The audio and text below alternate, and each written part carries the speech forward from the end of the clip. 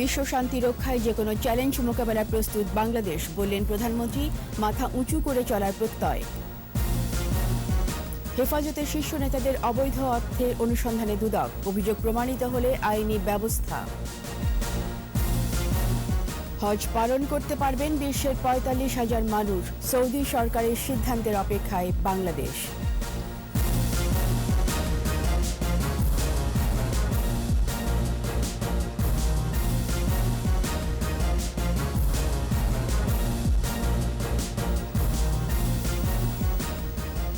শুনছিলেন first security ইসলামী bank limited সংবাদ শিরোনাম। আমন্ত্রণ দুপুর ২টার ২১ সংবাদে। সাথে আছি রীতা চৌধুরী। দর্শক, ২১ টেলিভিশনের সংবাদ একই সাথে সরাসরি দেখতে পাবেন আমাদের ফেসবুক পেজ www.facebook.com/2124 অনলাইনে। শান্তিরক্ষী মিশনে যে কোনো চ্যালেঞ্জ মোকাবেলায় বাংলাদেশ প্রস্তুত বলে জানিয়েছেন প্রধানমন্ত্রী শেখ হাসিনা।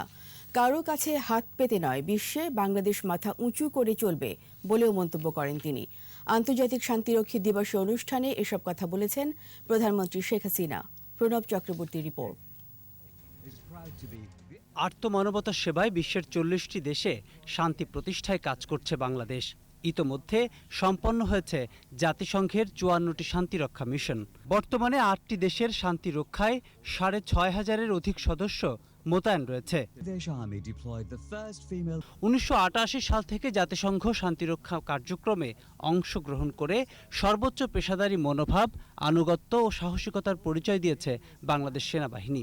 শান্তিরক্ষী মিশনে এখন পর্যন্ত ১৫৫ জন নিহত ও আহত হয়েছেন ২ শতাধিক সদস্য। ২০০৩ সাল থেকে যথাযোগ্য মর্যাদায় দিবসটি পালন করছে বাংলাদেশ।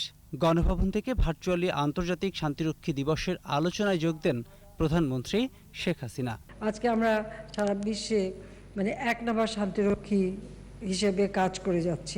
বলেন, জাতিসংঘ শান্তিরক্ষী মিশনে দরদি মন ও মানবিকতা নিয়ে কাজ করায় বাংলাদেশের মুখ আজ উজ্জ্বল এবং গর্বের। অত্যন্ত দরদি মন নিয়ে তাদের পাশে দাঁড়াচ্ছেন, তাদেরকে সহযোগিতা করে যাচ্ছেন। শান্তিরক্ষী হিসেবে কতগুলি সুনির্দিষ্ট কর্মসূচি থাকে, কিন্তু তার বাইরেও এই যে মানবিক দিকটা আপনাদের মাঝে ফুটে উঠেছে, এটাই সব থেকে বড় কথা। এবং সেজন্য আমি সত্যি আপনাদের সকলকে নিয়ে গর্ববোধ করি। জাতিসংঘের চাহিদা অনুযায়ী যে কোনো চ্যালেঞ্জ নিতে বাংলাদেশ প্রস্তুত জানিয়ে সরকার প্রধান বলেন, যারা মিশনে আছেন তাদের নিরাপত্তা নিশ্চিত করা হবে। যে কোনো জটিল অবস্থায় অনেক সময় আমরা দেখেছি যে অনেক দেশ যেতে চায় না।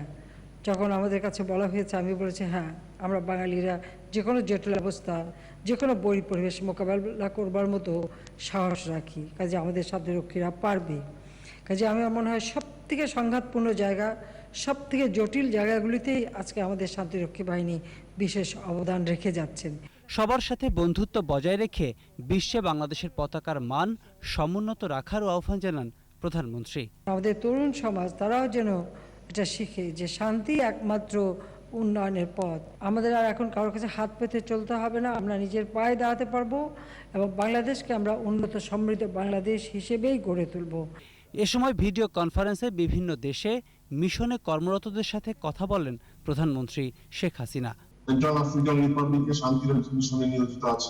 এর আগে মিশনে অংশ নিয়ে আহত ও নিহতদের পরিবারের হাতে সম্মাননা ক্রেস্ট তুলে দেন পররাষ্ট্রমন্ত্রী একে আব্দুল মোমেন।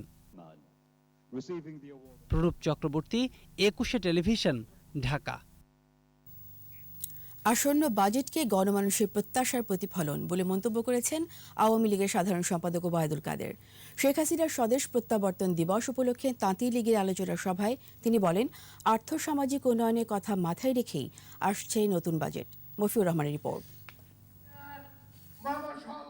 প্রধানমন্ত্রী শেখ হাসিনা স্বদেশ প্রত্যাবর্তন দিবস উপলক্ষে আলোচনা সভার আয়োজন করে আওয়ামী লীগের সহযোগী সংগঠন তাঁতি লীগ।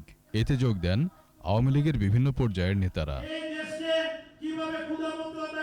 আলোচনায় বিশেষ অতিথির বক্তব্যে দলটির প্রচার ও প্রকাশনা সম্পাদক বলেন, শেখ হাসিনার নেতৃত্বে বাংলাদেশ মাথাপিছু আয়ে এরই মধ্যে প্রতিবেশী দেশগুলোকে ছাড়িয়ে গেছে।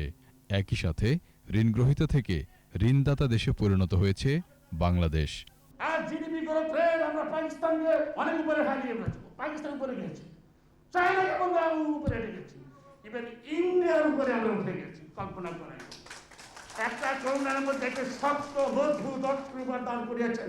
অনুষ্ঠানে অনলাইনে যুক্ত হন আওয়ামী লীগের সাধারণ সম্পাদক ওবায়দুল কাদের। এ সময় তিনি বলেন, গণমানুষের উন্নয়ন তথা দেশের আর্থসামাজিক উন্নয়নের কথা চিন্তা করেই আসছে নতুন অর্থবছরের বাজেট। আসন্ন বাজেটেও গণমানুষের প্রত্যাশা পূরণের পাশাপাশি মানুষের ভাগ্য উন্নয়ন, সংকট মোকাবিলা এবং অর্থনীতিকে এগিয়ে নেয়ার বহুমাত্রিক পরিকল্পনার অনন্য সমন্বয় ঘটবে বলে আমরা মনে করি। গণমুখী এই বাজেট নিয়ে বিএনপির মন্তব্য সময়োপযোগী নয় বলে মনে করেন ওবায়দুল কাদের। দেশের অর্থনীতি যে সক্ষমতা তা নিয়ে ফখরুল সাহেবের মুখে একটা প্রশংসা বাক্য শুনতে পাইনি। মফিউর রহমান, 21 টেলিভিশন, ঢাকা। হেফাজত ইসলামের শীর্ষস্থানীয় নেতাদের অর্থে অনুসন্ধানে নেমেছে দুদক। ব্যক্তিগত অর্থের পাশাপাশি যাচাই বাছাই করা হচ্ছে সংগঠন আর মাদ্রাসার অ্যাকাউন্ট। অনুসন্ধানের পর অভিযোগ প্রমাণিত হলে সংশ্লিষ্টদের বিরুদ্ধে আইনি ব্যবস্থা নেওয়া হবে বলে জানিয়েছেন দুদকের আইনজীবী খুরশিদ আলম খান। বিস্তারিত শাকির আরজু রিপোর্টে। হেফাজতের শীর্ষস্থানীয় নেতারা সংগঠনের তহবিলের পাশাপাশি বিভিন্ন মাদ্রাসা ও এতিমখানার কোটি কোটি টাকা আত্মসাৎ করেছেন। ধর্মীয় কাজের জন্য আসা বৈদেশিক সহায়তা ব্যবহার নিয়েও প্রশ্ন উঠেছে। বাংলাদেশ ব্যাংকের ফিনান্সিয়াল ইন্টেলিজেন্স ইউনিট হেফাজত নেতা জুনায়েদ বাবুনগরী, নূর হোসেন কাশেমি, মামুনুল হক সহ ৫৪ জনের ব্যাংক হিসাবের লেনদেন যাচাই বাছাইয়ে এমন গরমিল পেয়েছে। এমন একটি অগ্রগতি প্রতিবেদন পাঠানো হয়েছে দুদকে। হাটহাজারী চট্টগ্রাম, তারপরে পটিয়া, তারপরে ফটিকছড়ি চট্টগ্রাম, তারপরে ব্রাহ্মণবাড়িয়ার কয়েকটা মাদ্রাসা, নারায়ণগঞ্জের মাদ্রাসা, ঢাকার মোহাম্মদপুরের মাদ্রাসা, এই যে এখানকার কথাগুলি আসছে, মাদ্রাসার ফান্ডিংগুলো, এই টাকাগুলো কোত্থেকে আসলো, হেফাজতের টাকার মূল ফাইন্যান্সার কারা। প্রাথমিক অভিযোগের ভিত্তিতে অনুসন্ধানের ক্ষেত্রে এ প্রতিবেদন আমলে নিয়েছে দুদক। বিভিন্ন ব্যাংকে চিঠি দিয়েছে, ট্রানজ্যাকশন প্রোফাইলগুলি চেয়েছে, তাদের রিপোর্টগুলি আসতে হবে। ইন্ডিভিজুয়ালের দুর্নীতি দমন কমিশন ইনভেস্টিগেশন ইনকোয়ারি করছে, কোথায় কার কাছে সম্পদ আসলো, কিভাবে সম্পদ আসলো, এগুলো তো ফাইন্ডিং ফ্যাক্টস আসতে একটু সময় লাগবে। তবে দুদক অত্যন্ত স্বচ্ছতার সঙ্গে, খুবই গুরুত্বের সঙ্গে বিষয়টি নিয়েছে। গত ৩ এপ্রিল সোনারগাঁয়ে একটি রিসোর্টে কথিত স্ত্রী ঝর্ণাসহ অবরুদ্ধ হন মামুনুল হক। গত ১৮ এপ্রিল মোহাম্মদপুরের জামিয়া রাহমানিয়া আরাবিয়া থেকে মামুনুল হককে গ্রেফতার করা হয়। মামুনুল হকের ব্যাংক হিসাবে ৬ কোটি টাকা লেনদেনের তথ্য পায় সংস্থাটি। হেফাজত যে টাকাটা আসছে, সে টাকাটার উৎস কোথায়, কোত্থেকে আসছে, কার ফান্ড থেকে আসছে, যার ফান্ড থেকে আসছে ওনার ফান্ডটা কোত্থেকে আসলো, কিভাবে আসলো, কোন ব্যাংকে ট্রান্সফার হলো, সেই ব্যাংকে কার নামে ট্রান্সফার হলো। ট্রানজ্যাকশন প্রোফাইলটা খুব ইম্পর্টেন্ট এইসব ক্ষেত্রে। হেফাজতের শীর্ষস্থানীয় নেতারা দুর্নীতির মাধ্যমে বিপুল সম্পদ অর্জন ও অবৈধ লেনদেনের মাধ্যমে মানি লন্ডারিং সংক্রান্ত অপরাধ করেছেন, এমন অভিযোগ সামনে রেখেই চলছে দুদকের অনুসন্ধান। শাকিরা আরজু, ২১ টেলিভিশন, ঢাকা। সৌদি স্বাস্থ্য মন্ত্রণালয়ের প্রস্তাবনা অনুসারে এবছর সারা বিশ্ব থেকে মাত্র ৪৫,০০০ হজযাত্রী হজ পালন করতে পারবে বলে জানালেন হজ এজেন্সি অ্যাসোসিয়েশন অব বাংলাদেশের সভাপতি শাহাদাত হোসেন তসলিম। বললেন, সেই হিসাবে বাংলাদেশ থেকে অল্প সংখ্যক হজযাত্রী হজে অংশ নিতে পারবেন। তবে সৌদি সরকারের চূড়ান্ত সিদ্ধান্তের অপেক্ষায় হাব হজ নিয়ে ৩ পর্বের ধারাবাহিকের প্রথম পর্ব, জানাচ্ছেন জসিম জুয়েল। ২০২১ সালেও মুসল্লিরা হজ পালন করতে পারবেন কিনা তা নিয়ে এখনও সন্দেহ পুরোপুরি কাটেনি। সারা বিশ্বের মুসল্লিরা অপেক্ষায় আছেন সৌদি সরকারের চূড়ান্ত সিদ্ধান্তের। এরই মধ্যে সৌদি আরবের স্বাস্থ্য মন্ত্রণালয় ২০২১ সালে ৬০,০০০ হজ যাত্রী নিয়ে হজ পালনের প্রস্তাবনা দিয়েছে, যার মধ্যে সৌদি আরবেরই ১৫,০০০, বাকি ৪৫,০০০ হজ যাত্রী যাবেন পৃথিবীর নানা দেশ থেকে।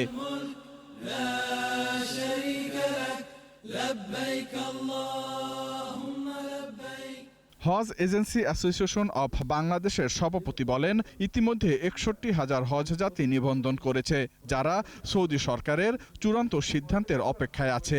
২০২১ সালে হজে যাওয়ার জন্য প্রায় ৬১,০০০ হজ যাত্রী নিবন্ধন করে টাকা জমা দিয়ে অপেক্ষা করছেন, ২১ সালে যাবেন। কিন্তু আমরা সৌদি আরবের সিদ্ধান্তের অপেক্ষায় আছি। এর মধ্যে সৌদি সরকারের স্বাস্থ্য মন্ত্রণালয় ইতিমধ্যে একটি সার্কুলার জারি করেছে যে বহির্বিশ্ব থেকে 45,000 হজযাত্রী 2021 সালে হজ পালন করতে যেতে পারবেন। তবে বাংলাদেশ থেকে কত হজ যাত্রী অংশ নিতে পারবেন তা নিশ্চিত করে বলতে না পারলেও সংখ্যা যে খুব বেশি হবে না সেটাও জানালেন হাব সভাপতি। হজ পরিচালনার মূল অথরিটি সৌদি হজ ও ওমরা মন্ত্রণালয়। সৌদি হজ ও ওমরা মন্ত্রণালয় বাংলাদেশকে এখনো পর্যন্ত অফিসিয়ালি কিছু না জানানোর কারণে আমরা এখনো কনফার্ম হতে পারছি না যে বাংলাদেশ থেকে যেতে পারবেন কিনা এবং যেতে পারলে সেটার সংখ্যা কত হবে। তবে হজ এজেন্সি অ্যাসোসিয়েশন অফ বাংলাদেশ সব ধরনের প্রস্তুতি নিয়ে রেখেছে বলে জানালেন সভাপতি। জসিম জুয়েল, 21 টেলিভিশন, ঢাকা। নিচ্ছে প্রিমিয়ার ব্যাংক লিমিটেড সংবাদ বিরতি। নো মাস্ক নো সার্ভিস বিধি মেনে চলুন, সুস্থ থাকুন। যখন ফিরছি তখন অন্যান্য খবরের সঙ্গে আরও থাকবে। সাভারে চলন্ত বাসে নারী শ্রমিককে গণধর্ষণ, 6 জনকে আটক করেছে পুলিশ।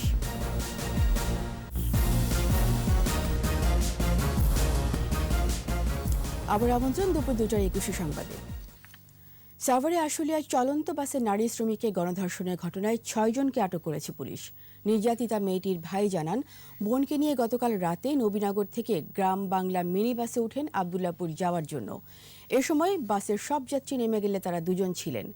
এ সময় ড্রাইভার আবদুল্লাপুরের দিকে না যেয়ে হঠাৎ গাড়ি নবীনগরের দিকে ঘোরালে তিনি বাধা দেন। এ সময় তার হাত পা বেঁধে গাড়ির ড্রাইভার ও হেলপার সহ 6 জন মেয়েটিকে ধর্ষণ করে। পরে ওই নারীর চিৎকারে মহাসড়কে টহলরত সাভার হাইওয়ে পুলিশ ওই গাড়িসহ 6 জনকে আটক করে। এ ঘটনায় 6 জনকে আসামি করে নারী ও শিশু নির্যাতন দমন আইনে আশুলিয়া থানায় মামলা করা হয়। ভালো নেই সুন্দরবনের প্রাণ প্রকৃতি। ঘূর্ণিঝড় ইয়াসের প্রভাবে বনের হরিণ সহ ভেসে গেছে অনেক প্রাণী।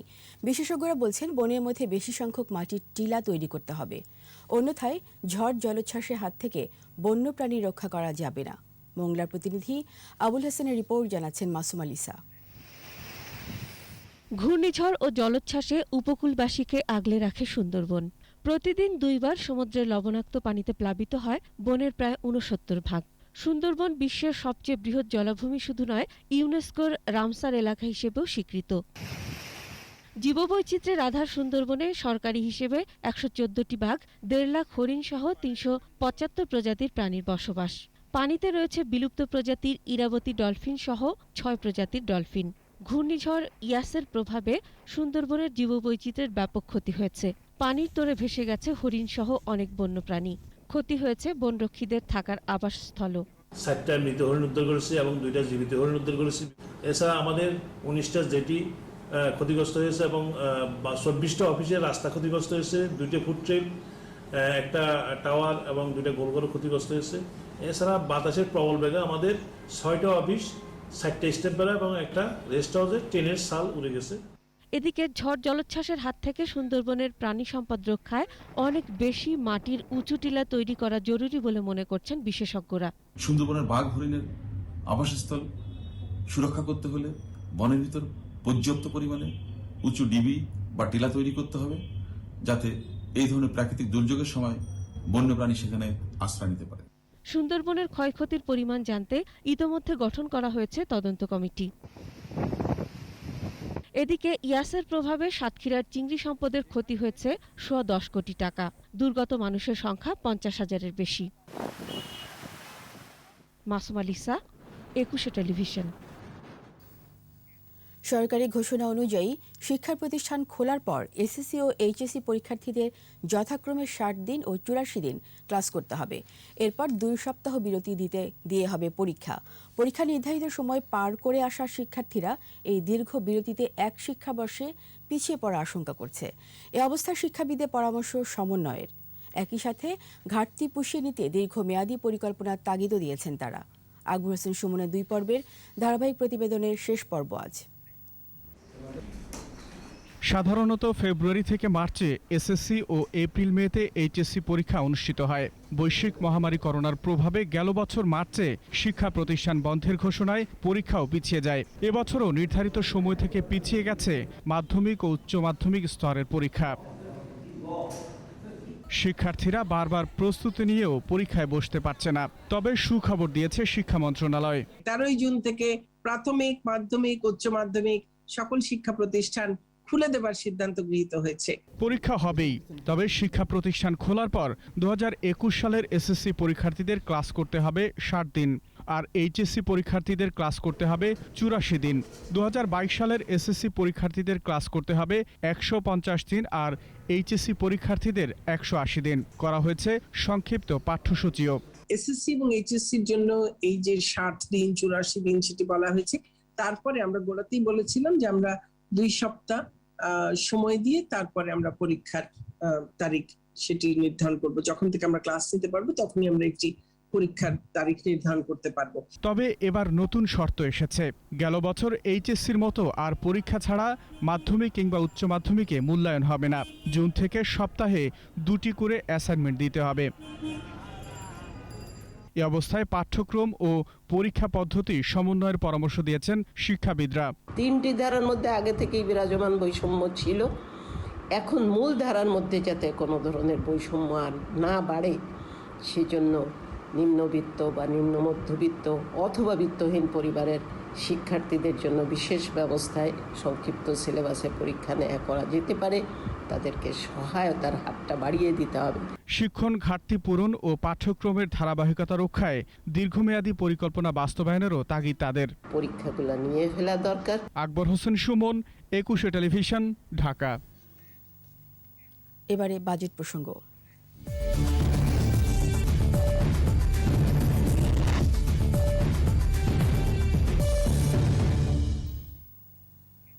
মামলা জটের কবলে দেশের বিচার বিভাগ। পরিস্থিতি উত্তরণে বাড়তি আদালতের প্রয়োজন।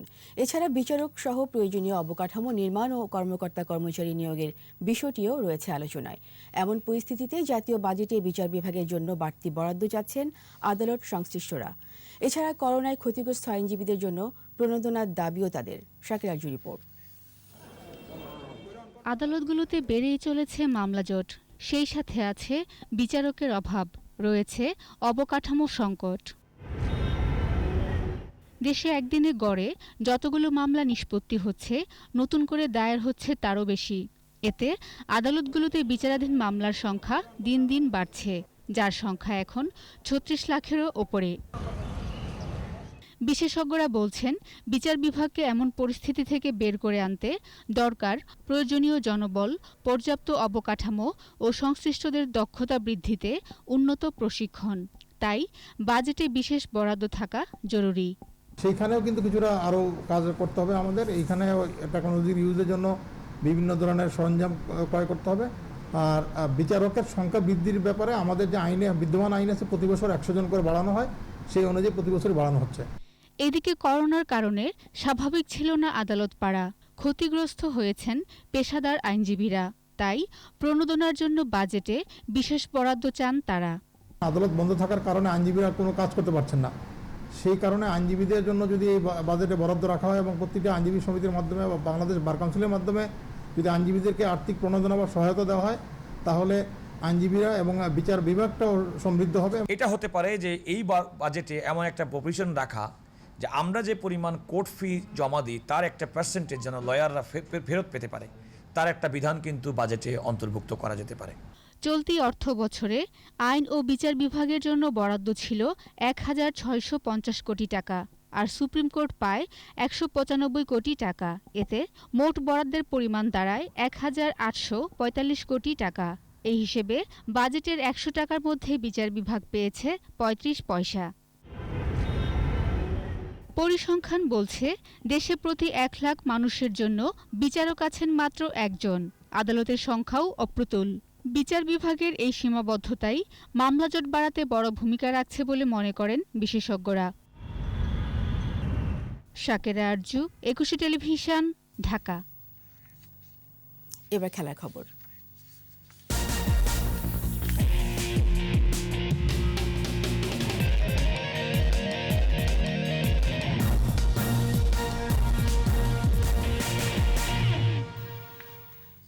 ঢাকা প্রিমিয়ার লিগে দ্বিতীয়বার করোনা পরীক্ষায় পজিটিভ হয়েছেন শেখ জামাল ধানমন্ডি ক্লাবের ইমরুল কায়েস ও ব্রাদার্স ইউনিয়নের তুষার ইমরান।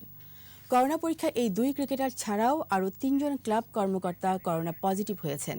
26শে মে প্রথম করোনা পরীক্ষায় ক্রিকেটার ও ক্লাব কর্মকর্তা সহ মোট 9 জন করোনা পজিটিভ হন। গতকাল পরীক্ষায় আবারও তাঁরা প্রত্যেকেই নেগেটিভ হয়েছেন। আজ থেকে ঢাকার 4টি হোটেলে প্রিমিয়ার লিগের 12 দলের জৈব সুরক্ষা বলয়ে প্রবেশ করার কথা। জাতীয় দলের ক্রিকেটাররাও একদিনে বিরতি নিয়ে আগামীকাল প্রিমিয়ার লিগের জৈব সুরক্ষা বলয়ে প্রবেশ করবেন।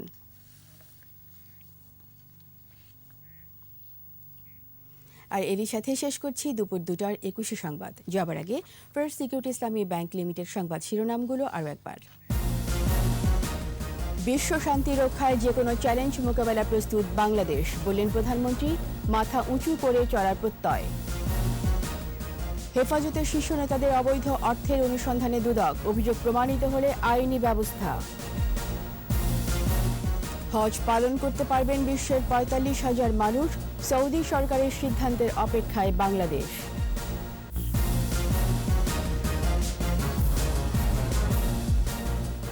সবশেষ খবর জানতে ডায়াল করুন 202 নম্বরে, আর ভিজিট করুন 21-tv.com এই ওয়েবসাইটে। এছাড়া ফেসবুকে লগ ইন করতে পারেন facebook.com/2124 অনলাইনে। এতক্ষণ সঙ্গে থাকার জন্য ধন্যবাদ।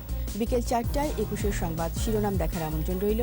স্বাস্থ্যবিধি মেনে চলুন, সুস্থ থাকুন। ধন্যবাদ।